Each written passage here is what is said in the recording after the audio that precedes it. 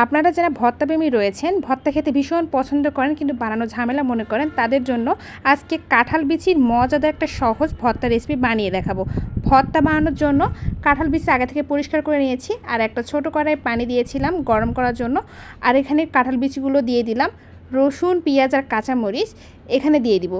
সব কিছু একসঙ্গে সেদ্ধ করতে দিয়ে দিলাম। সামান্য পরিমাণ হলুদ গুঁড়া, লবণ দিয়ে দিলাম কটা চা চামচ, একটু সব কিছু মিশিয়ে নিলাম।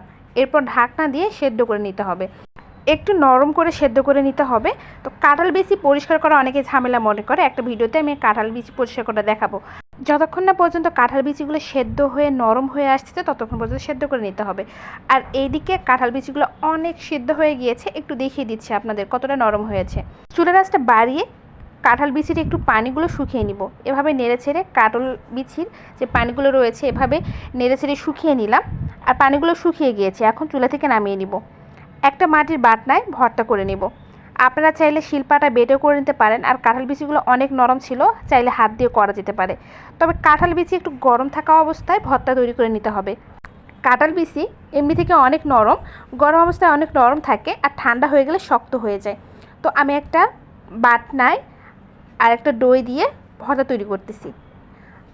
যতটা পারা যায় মিহি করে বেটে নিতে হবে। আর এমনি থেকে অনেক নরম ছিল, চাইলে হাত দিয়েও ভর্তা করে নেওয়া যায়। তবে আমরা সব সময় এই বাটনা দই দিয়ে ভর্তা করি। আর লবণ দিয়েছিলাম, এই জন্য সামান্য পরিমাণ লবণ দিয়ে দিলাম। লবণ দিয়ে কাঁঠাল বিচিগুলো ভালোভাবে মিশিয়ে নিতে হবে। তবে আমি এখানে কোনো শুকনা মরিচ ব্যবহার করব না, আর কাঁচা পেঁয়াজ ব্যবহার করব। একটা কেটে রাখা কাঁচা পেঁয়াজ ব্যবহার করব। আর 1 চা চামচ পরিমাণ সরিষার তেল দিয়ে দিচ্ছি।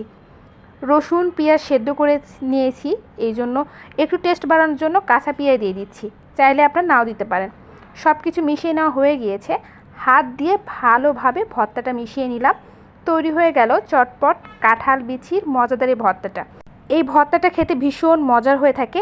আমাদের গ্রামের বাসায় আমার মা তো এই ভর্তা ভীষণ করে থাকে। আপনারা চাইলে খুব সহজেই এই ভর্তাটা বানিয়ে খেতে পারেন। আশা করছি আপনাদের অনেক ভালো লাগবে।